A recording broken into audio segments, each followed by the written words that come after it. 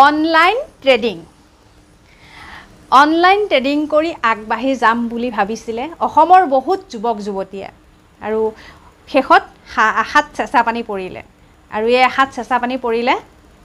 এতিয়া ৰঙাঘৰৰ আলহী হ'ব লগা হ'ল বিশাল ফুকন আৰু স্বপ্ননীল দাস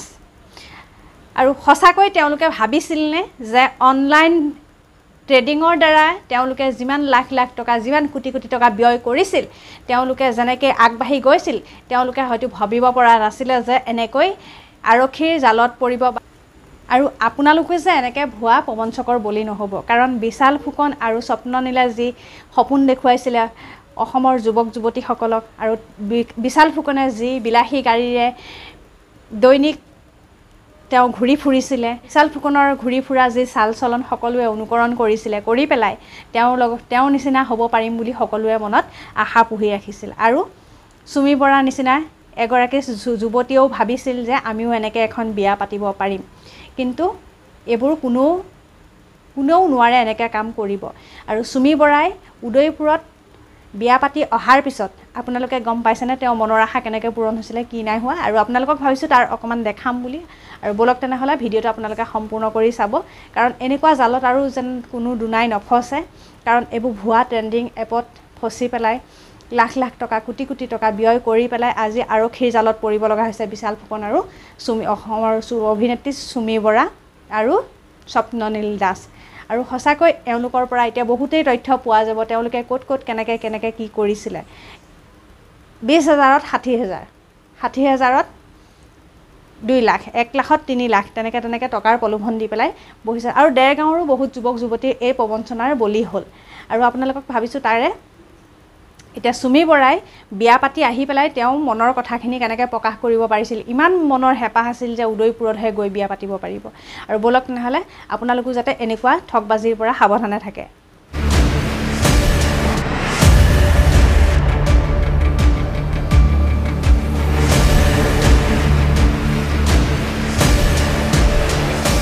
প্ৰথম ঘটনা সংঘটিত হ'ল ডিব্ৰুগড়ত বিশাল ফুকনক গ্ৰেপ্তাৰ কৰা হ'ল লগে লগে হাহাকাৰ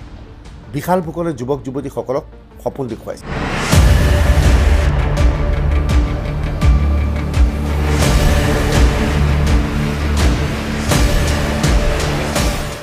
নমস্কাৰ মই উত্তন ভূঞা আপোনালোকে চাবলৈ আৰম্ভ কৰিছে সত্যৰ এটা নতুন অধ্যায় যোৱা 24 ঘণ্টাত ৰাজ্যখনৰ বহু যুৱক যুৱতীৰ সপোন হঠাৎ ধূলিসাৎ বিশাল ফুকনে বহুবোৰ সপোন বেআইনী কাম কৰি আহিছিল বিশাল 24 ঘণ্টাৰ ঘটনা বিশাল ফুকন গ্ৰেপ্তাৰ হোৱাৰ পিছত আৰু এজন যুৱকক প্ৰথম ঘটনা সংঘটিত হ'ল যে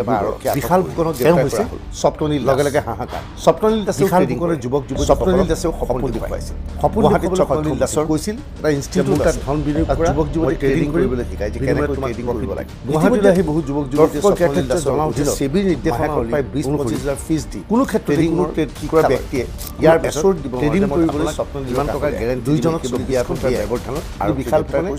সে বেআইনী কাম কৰি আহিছিল প্ৰথমে হ'ল বিশাল ফুকন গ্ৰেপ্তাৰ হোৱাৰ পিছত আৰু এজন যুৱকক গুৱাহাটী মহানগৰীৰ মাজমজিয়া বা আৰক্ষী সাংঘাতিক বিলাক তেওঁ হৈছে বিশাল ফুকনৰ জালত পৰিছে স্বপ্ননীল দাসেও ট্ৰেডিং বহু অভিনেতা স্বপ্ননীল দাসেও সপোন দেখুৱাই গুৱাহাটীত স্বপ্ননীল দাসৰ প্ৰতিষ্ঠিত বহুকেইজন অভিনেতা যুৱক যুৱতীক ট্ৰেডিং কৰিবলৈ শিকায় যে কেনেকৈ ট্ৰেডিং কৰিব লাগে গুৱাহাটীলৈ আহি বহু যুৱক যুৱতীয়ে স্বপ্ননীল দাসৰ অধীনত মাহেকত প্ৰায় 20-25,000 ফিজ দি ট্ৰেডিঙৰ শিক্ষা লয় ইয়াৰ পিছত ট্ৰেডিং কৰিবলৈ স্বপ্ননীলৰ কাষলৈ আহে দুইজনক 24 ঘণ্টাৰ ব্যৱধানত আৰক্ষীয়ে গ্ৰেপ্তাৰ কৰিছে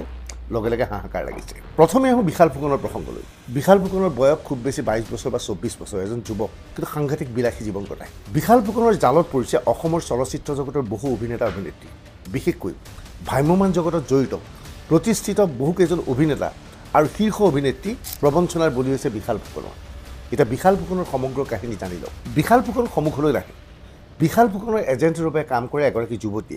যুৱতীৰ নাম চুমি বৰা চুমি বৰাই নৃত্য প্ৰতিয়সী অসমীয়া চিনেমা 2-1খনত অভিনয় কৰিছে সৰু সুৰা ৰোল কৰিছে আৰু যতীন বৰাৰ সৈতে ৰাঘৱ ছবিখনত এটা গুৰুত্বপূৰ্ণ চৰিত্ৰত ৰূপায়ণ কৰিছিল ইয়াৰ পূৰ্বে চুমি বৰাই অভিনয় কৰা চিনেমা আমাৰ মনত নাই কি চিৰিয়েল কৰিছে আমিও নাজানো কিন্তু নৃত্য কোৰিঅ'গ্ৰাফাৰ নৃত্য শিকায় এতিয়া চুমি বৰাৰ ইতিহাস জানি লওক চুমি বৰা ডিব্ৰুগড়ৰ ছোৱালী শিক্ষাভেলী নামৰ এখন বিদ্যালয়ত চুমিয়ে ডেন্স টিচাৰ ৰূপে কাম কৰিছিল 2 বছৰৰ পূৰ্বে দৰমহা আছিল মাহে 15,000 টকা সেই চুমিয়ে 2 বছৰৰ পিছত বিবাহ সম্পন্ন কৰিছে উদয়পুৰৰ এখন ৰিজৰ্টত সে ভাবিলে আচৰিত হ'ব উদয়পুৰৰ ৰিজৰ্টত সেই চুমি বৰাই বিবাহক কেন্দ্ৰ কৰি ৰাজ্যজুৰি চৰ্চা হৈছিল মই বিয়া পাতিলে এনেকৈ পাতিম যে চুমিৰ বিয়াৰ নামত প্ৰায় 5 কোটি টকা ব্যয় হৈছিল চুমি সেই বিয়াক লৈ চৰ্চাৰ কেন্দ্ৰবিন্দু হৈ পৰিছিল ইতিমধ্যে আমাৰ ট্ৰুথৰ অবয়ব ভূঞাই এটা অনুষ্ঠানত প্ৰশ্ন কৰিছিল পডকাষ্টত এই বিষয়ে চুমিৰ উত্তৰ আছিল এই ধৰণৰ ইম্পচিবল নেকি অসমত তেনেকুৱা বিয়া এখন পাতা নহয় পচিবল হয় আমাৰ ইচ্ছা নাছিলে নে মানুহে এইবিলাক কথা যে কয় কি কয় আমাৰ সপোন আছিলে আমাৰ বিয়া আমাৰ দুটাৰ বিয়া আমাৰ সপোন আছিলে কি বিচাৰিছিলে উদয়পুৰ ইটছ বিউটিফুল প্লেচ সবৰে ড্ৰিম ডেষ্টিনেশ্যন এটা ন আৰু মই বিয়াখনত বেছি কথা নকওঁ দেই এটা ষ্টেটমেণ্ট ক'ম মোৰ বিয়াৰ পৰা মানে আমাৰ দুজনৰ বিয়াৰ পৰা আমি ছেটিছফাইড আমাৰ লগত আমাৰ গাঁৱৰ মানুহ গৈছিলে মোৰ ৰিলেটিভছ গৈছিলে তেওঁলোকে 70% of the people took the first flight in my ৱেডিং চ' তাতকৈ বেছি আৰু মই কাকো জাষ্টিফিকেশ্যন দিয়াৰ কোনো প্ৰয়োজন নাই আৰু সেইটো কি ধুনীয়া জেষ্টাৰ এটা ন ডেটছ ইট তেওঁলোকৰ আশীৰ্বাদ আছিলে তেওঁলোক লগত আছিলে যি নিয়ম কৰিলোঁ যি মস্তি কৰিলোঁ উই এনজয় দ্য ৱেডিং এনজয় কৰিব লাগে আৰু থৰলি ৱেডিং এনজয় কৰিলোঁ আৰু মোৰ সেইটোৱে চবতকৈ ডাঙৰ satisfaction that is the only like thing I want to say about the ৱেডিং যে আমাৰ যোৰহাটৰ গাঁৱৰ মানুহ গৈছে মোৰ ৰিলেটিভছ বহুত এজেড মানুহ গৈছে ভকত গৈছে ইয়াৰ পৰা চ' তেওঁলোকে মোৰ বিয়াত তেওঁৰ ফাৰ্ষ্ট ফ্লাইট ল'লে আৰু উদয়পুৰ দেখিলে ৰাফলছ দেখিলে ধুনীয়াকৈ দুদিন থাকিলে ফুৰিলে নাচিলে গালে that is the ultimate satisfaction আৰু তাৰ উপৰি মানুহে আৰু কি কয় that is no' point because ৱেডিঙত তেওঁলোক নাচিলে ইনভাইটেড অলছ' এইটোতো ব্ৰুটেল আছিল কিন্তু কি কয় আৰু they were brutal to me also' exactly আৰু ডিব্ৰুগড়তো পাৰি কৰিবলৈ বা গুৱাহাটীতো পাৰি কৰিবলৈ কিন্তু হেঁপাহ থাকে আৰু চবৰে হেঁপাহ সপোন ডিজায়াৰ যাৰ কাৰণে আমি ইমান কষ্ট কৰিলোঁ ইমান বছৰ we have save we have invested for this ৱেডিং আৰু মোক খুব ভাল লাগিছে যে চব ধুনীয়াকৈ হৈ গ'ল ইট ৱাজ আ ফেৰী টেল ড্ৰিম ৱেডিং আৰু গোটেই মানে মই গোটেই লাইফ মই বহুত বেছি হেপ্পী থাকিম ৰিগাৰ্ডিং মাই ৱেডিং পিকচাৰবোৰ চালেও মোৰ গোটেই মেমৰিজ মনত পৰিব ইন ফিউচাৰ জেনেৰেশ্যন যি আহিব তেওঁলোককো দেখা পালোঁ চাহ ইয়াতে পাতিছিলোঁ অসমৰ প্ৰথমটো চেলিব্ৰিটি ৱেডিং চা উদয়পুৰত প্ৰথমবাৰ এখন অসমীয়া ৱেডিং দেখিলে তেওঁলোকে এই বস্তুটো আপুনি মানে লাজ কৰি লাভ নাই একচেপ্ট কৰে আপুনি এতিয়া কনফিডেণ্টলি একচেপ্ট কৰি লাজ কিয় লাজ নাই লগা কি কৰিছোঁ ইমান